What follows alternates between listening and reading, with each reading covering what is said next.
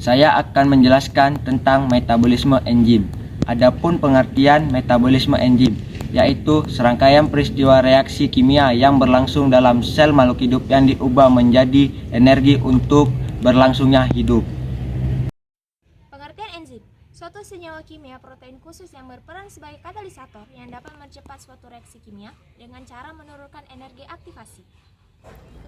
Komponen enzim terbagi menjadi dua, yaitu enzim sederhana dan enzim kompleks. Enzim kompleks dibagi menjadi dua, yaitu komponen protein atau apoenzim yang bersifat termolabil atau tidak tahan panas sehingga mudah terdenaturasi. Yang kedua, komponen non-protein yang bersifat termostabil atau tidak mudah rusak karena panas. Struktur enzim dibagi menjadi 4, yaitu yang A, enzim sisi aktif bagian atau tempat pada enzim yang berfungsi sebagian tempat menempel substrat. Yang B, substrat menempel pada sisi aktif enzim dan akan menghasilkan produk baru. C, kerja enzim sangat spesifik karena sisi aktif dari enzim sangat selektif terhadap bentuk kimia dari substrat yang akan dikatalisis. Yang D, ikatan yang berbentuk antara enzim dengan substrat bersifat lemah sehingga reaksi dapat berlangsung bolak-balik. Nah, jadi sifat-sifat enzim itu ada 8. Yang pertama, enzim hanya mengubah kecepatan reaksi, tidak mengubah produk aksi reaksi. Yang kedua, enzim bekerja spesifik, hanya bekerja mempengaruhi substrat tertentu saja. Yang ketiga, enzim merupakan protein, sehingga dipengaruhi oleh pH dan suhu.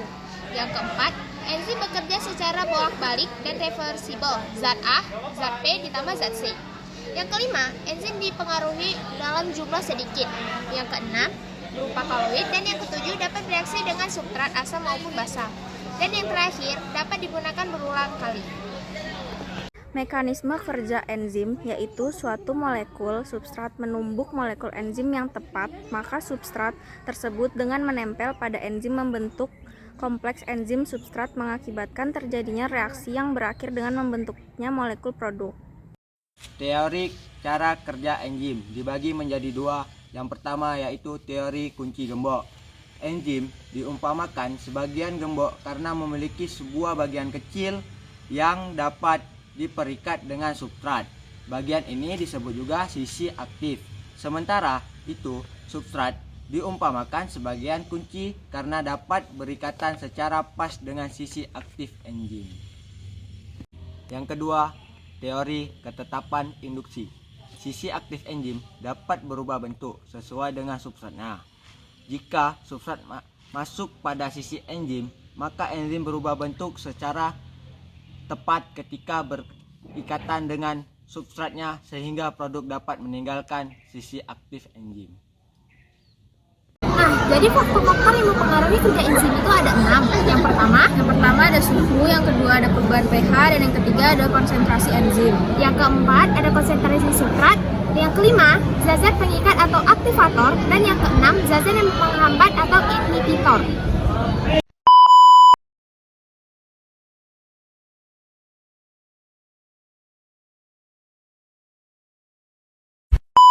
Jadi saya akan menjelaskan tentang katabolisme. Apa itu katabolisme?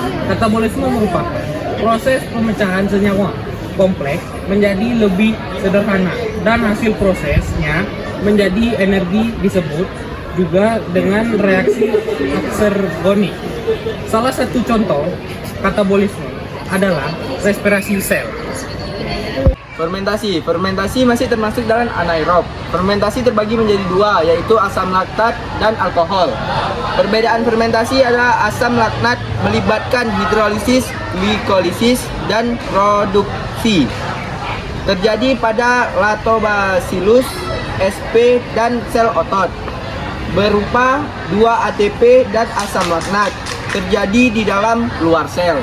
Alkohol melibatkan glikolisis, terkarboksilasi, dan reduksi. Terjadi pada khamir atau ragi Saccharomyces cerevisiae. Berupa etanol, 2 ATP dan CO2. Proses terjadi di dalam sel. Nah, kemudian kita masuk ke respirasi. Respirasi itu terbagi menjadi dua. Ada respirasi aerob dan respirasi anaerob. Nah, respirasi aerob itu adalah respirasi yang membutuhkan oksigen bebas dari udara untuk menghasilkan energi. Sedangkan anaerob itu kebalikannya. Respirasi anaerob, respirasi yang tidak membutuhkan oksigen untuk menghasilkan energi atau proses penguraian karbohidrat menjadi senyawa lain tanpa bantuan oksigen. Nah, kemudian pertamanya kita bisa lihat nih, di sini ada C6H12O6 ditambah 6O2 menjadi 6CO2O tambah ATP. Nah, di sini kita bisa lihat prosesnya. Pertama glikolisis, yang kedua dekarbolisasi oksidatif, yang ketiga siklus Krebs, dan yang terakhir ada transport elektron.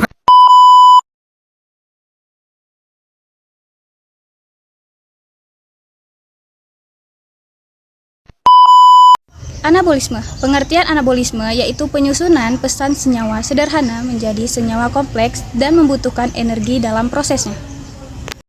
Contoh anabolisme. Anabolisme memiliki 4 contoh. Yang pertama, fotosintesis, yang kedua ada komensintesis, yang ketiga ada sintesis lemak, dan yang terakhir ada protein. Kloroplas. Kloroplas memiliki membran lengkap, yaitu ada membran luar dan membran dalam. Kloroplas memiliki cairan yang disebut dengan stroma. Nah, apa sih stroma? Stroma merupakan cairan yang dimiliki kloroplas untuk menyimpan hasil fotosintesis. Kemudian ada tilakoid. Tilakoid merupakan struktur yang membentuk kantong datar yang berisi kloroplas. Nah, tumpukan tilakoid tersebut disebut dengan grana.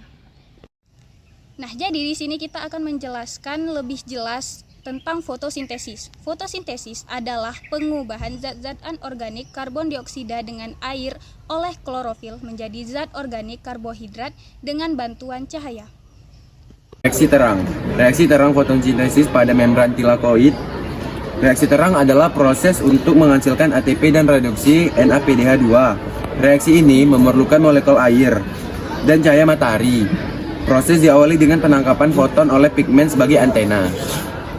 Reaksi terang melibatkan dua fotosistem yang saling bekerja sama, yaitu fotosistem 1 dan fotosistem 2. Berisi pusat reaksi P700 yang berarti bahwa fotosistem ini optimal menyerap cahaya pada panjang gelombang 700 nm.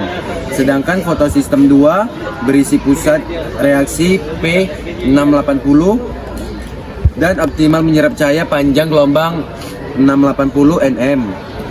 Mekanisme reaksi terang diawali dengan tahap di mana fotosistem 2 menyerap cahaya matahari sehingga elektron klorofil pada fotosistem 2 terrealisasi dan menyebabkan muatan menjadi tidak stabil.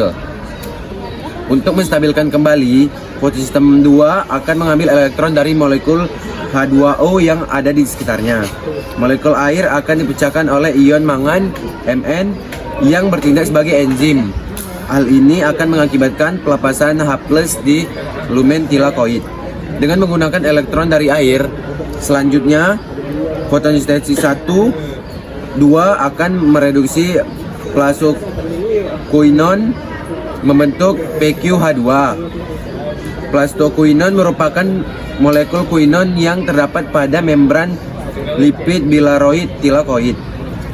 Plastoquinone ini akan mengirim elektron dari fotosintesis 2 ke suatu pompa H+ yang disebut sitokrom B6-F kompleks. Sitokrom B6-F kompleks berfungsi untuk membawa elektron dari fotosistem 1 ke fotosistem 2 dengan mengoksidasikan PQH2.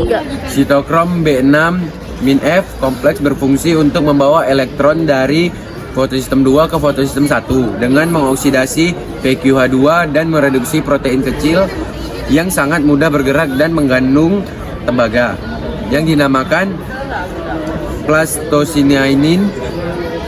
Kejadian ini juga menyebabkan terjadinya pompa H+ dari stroma ke membran tilakoid. Reaksi yang terjadi pada sitokrom B6+ adalah elektron dari sitokrom B6-F kompleks akan diterima oleh fotosistem 1.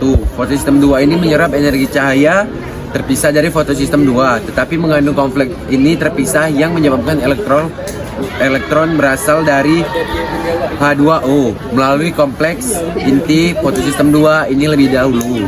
Sebagai sistem yang bergantung pada cahaya, fotosistem 1 berfungsi mengoksidasi plastoinainin, terreaksi memindahkan elektron ke protein Fs.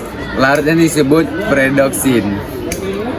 Selanjutnya, elektron dari predoksin ini digunakan dalam tahap akhir yang mengangkut elektron untuk mereduksi NAPD+ dan membentuk NAPDH. Reaksi ini dikatalisis dalam stroma oleh enzim. Ion H+ yang telah dipompa ke dalam membran tilakoid akan masuk ke dalam ATP sintase. ATP sintase akan menggandengkan pembentukan ATP dengan pengangkutan elektron dan H+ melintasi membran tilakoid. Masuknya H+ pada ATP membran tilakoid akan masuk ke dalam ATP sintase. ATP sintase akan menggandengkan pembentukan ATP dengan pengangkutan elektron dan H+ melintasi membran tilakoid. Masuknya H+ pada ATP sintase akan membuat ATP sintase bekerja mengubah ADP dan fosfat anorganik menjadi ATP. Fungsi pigmen yaitu menangkap energi cahaya guna melepaskan elektron oleh pusat reaksi yaitu klorofil A. Fotofosforilasi yaitu aliran elektron terbagi menjadi dua. Yang pertama non-siklik dan yang kedua siklik. Yang pertama-tama kita jelaskan dulu yang non-siklik. Non-siklik itu elektron tersebut akan diterima oleh fotosistem 1. Pada saat yang bersamaan, fotosistem 1 menyerap energi cahaya dan juga melepaskan elektron. Elektron tersebut diteruskan menuju akseptor elektron ke sistem transport elektron yang yaitu predoksin dan akhirnya ditangkap oleh NAPDH+, ion H+, hasil fotolisis kemudian diikat oleh NAPDH+, membentuk NAPDH2. Dan kita masuk ke bagian siklik. Siklik itu elektron dilepaskan oleh fotosistem 1 pada akhirnya akan kembali ke fotosistem 1.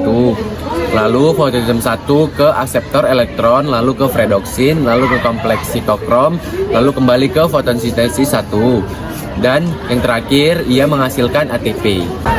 Siklus Calvin terbagi menjadi 3 tahap, yaitu fiksasi, reduksi, dan regenerasi. Fiksasi ada 2. Yang pertama, pengikatan 3 karbon dioksida oleh 3000 plosa bifosfat dengan bantuan enzim RUBP karbosilaks. Kedua, membentuk 6 molekul 3 fosfoglycerat atau PGA.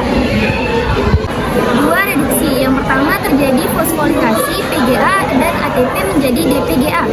Yang kedua, direduksi oleh NADPH menjadi PGAL atau GA3P. Tahap ketiga yaitu regenerasi. Yang di regenerasi terjadi pelepasan fosfogliserat diet menjadi glukosa dan regenerasi RUBP. Kedua, 1-PGHL disintesis menjadi setengah molekul glukosa. Yang terakhir, 5-PGHL akan diregenerasi menjadi 3 molekul RUBP. Perbedaan antara reaksi terang dan reaksi gelap. Di reaksi terang ada 3 poin, yaitu reaksi terang membutuhkan cahaya, terjadinya di tilakoid, membutuhkan H2O menjadi O2, ATP, NADPH2. Di reaksi gelap terjadi di stroma, membutuhkan CO2 dan energi kimia ATP, NADPH2 menjadi terbentuk glukosa. Semua proses tersebut terjadi di kloroplast. I got so much more.